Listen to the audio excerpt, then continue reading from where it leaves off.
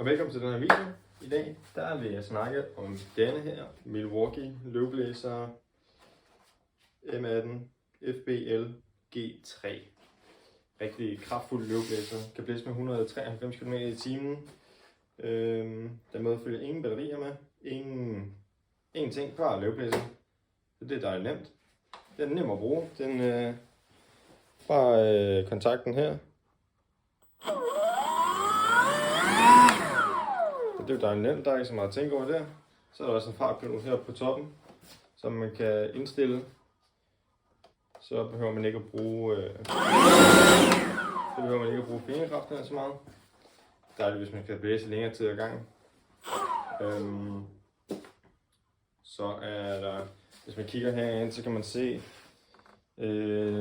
nogle blæser på en eller anden måde. Og det minder lidt om den der Ryobi.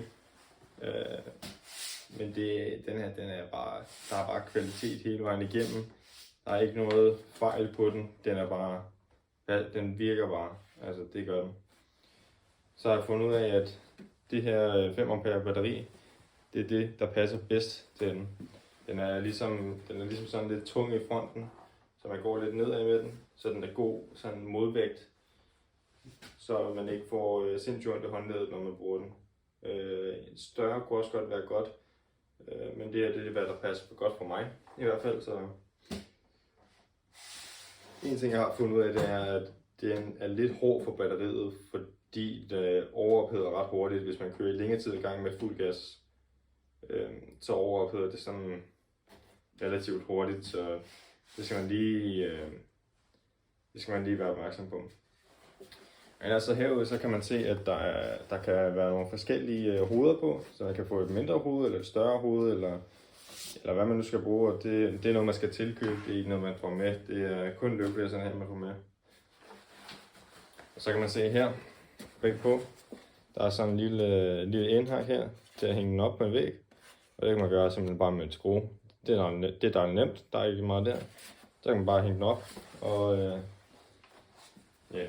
det er sådan, jeg opbevarer den. Jeg opbevarer den her på min væg med alle mine værktøjer.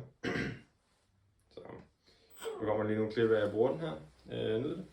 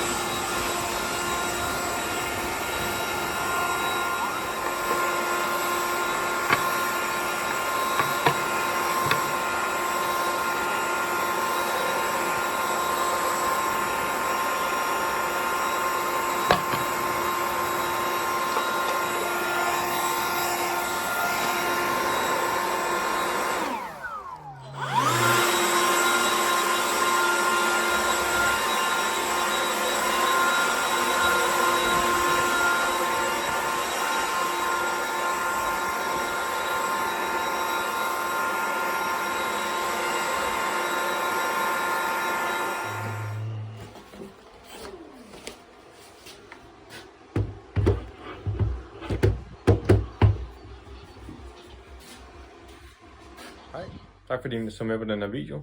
Husk at skrive i kommentaren, hvis der er noget andet, I gerne vil se en anmeldelse på. Så find ud af, om jeg kan lave det. Og tak fordi I så med.